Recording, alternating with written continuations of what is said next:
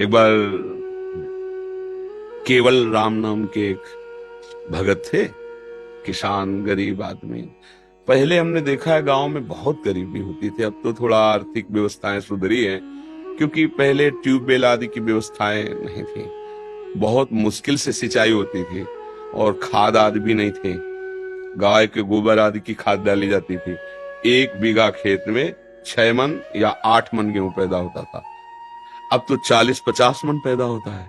पहले 6-8 मन, बड़ी मेहनत की जिनकी खेती है, और जो कार्य करते हैं तो 8 रुपया 10 रुपया 8 घंटा के थे, फिर और बड़ा तो 20 रुपया, अब तो 500 रुपया है।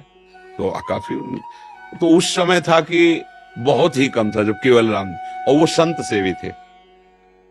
अब मंजूरी करके, अब संत सेवी मतलब संतों का क्या है कि भाव से एक बार आप तो 2 संतों से कहेंगे। उस गांव में एक भगत है, बहुत श्रद्धावान है, तो 4 संत आने लगे, फिर संत मंडली आने लगी। अब उनके पास अर्थ तो था नहीं। एक दिन संत मंडली आई, कुछ नहीं खाने को। अब आसपास धनी पुरुषों के पास गए कि अगर हमें आप उधार दे दें, जो सेवा कर रहे हैं कर दें, आज हमारे यहाँ बहुत भाग्य खुल गया, संत आए हैं, हम उनको, तो कोई उधार भी देता है तो कुछ देख के देता है ना, अब इसको दे दे, कुछ न जमीन है न रुपया न पैसा, कब वापस करेगा, नहीं।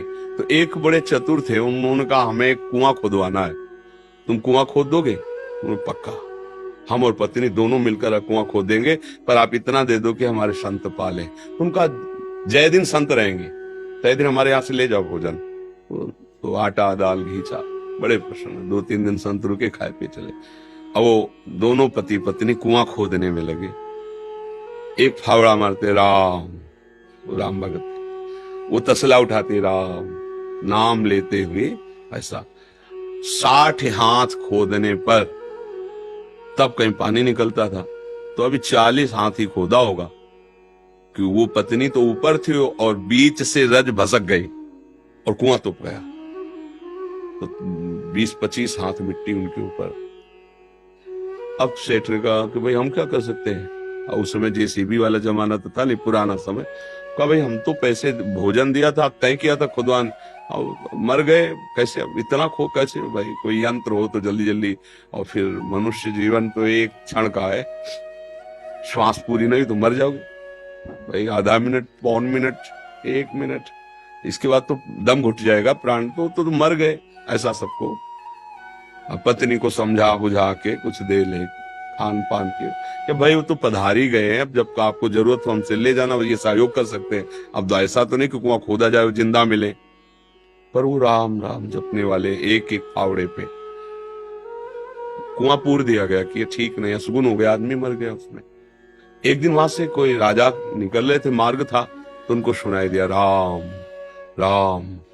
ऐसी मधुर अमृतमयी वाणी की वो अपने रथ से उतरे, उनका ये किस भगत के द्वारा आर्त भाव से भगवान को पुकारा है। अरे यार तो कोई भगत नहीं। बोले नहीं,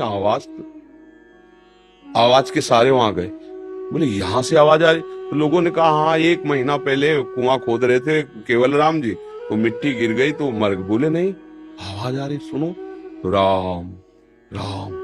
अब वो तो राजा थे, तुरंत हुक्म किया, तो बड़े जो राजकीय विभाग सैनिक सब लगे, मिट्टी हटाई गई। तो जहां केवल राम जी बैठे थे ना, वहां 2-3 हाथ ऐसे गुफा सी बन गई थी, एक भी मिट्टी नहीं गई। और जब वहां खोद के पहुंचे तो देखा सामने सुंदर भोग और शीतल जल। 1 महीना हो गए थे दबी हुई, बस ऐसे बैठने के कारण थोड़ा पीठ टेढ़ी हो गई थी। वो कहा पूरे स्वस्थ, भोजन पानी सब वही। कौन दे रहा है? जो अखिल ब्रह्मांडों को दे रहा है। अगर गृहस्थी में हो, अपना कार्य कर रहे हो और नाम जप कर रहे हो, तो महान भक्त हो। भाई ये बातें हमारी केवल कथा सुनने में तो अच्छी लगती, लेकिन समझ में नहीं आती। अगर हम अपनी नौकरी में, अपने व्यापार में, अपनी किसानी में, अपने भगवान के स्मरण को सम्मिलित कर ले, तो हम महाभागवत है। बिल्कुल, इसमें बिल्कुल डरने की जरूरत नहीं कि अब हम भजन करेंगे तो गोली कैसे चलाएंगे। वो भी भजन है, जैसे माला से भजन हो रहा है वैसे गोली चलाने। अगर तुम्हारा अधिकार है और कानून व्यवस्था आदेश करती है उसको दंड देने के लिए, तो वो दंड देना भी भजन ही होगा, ऐसा।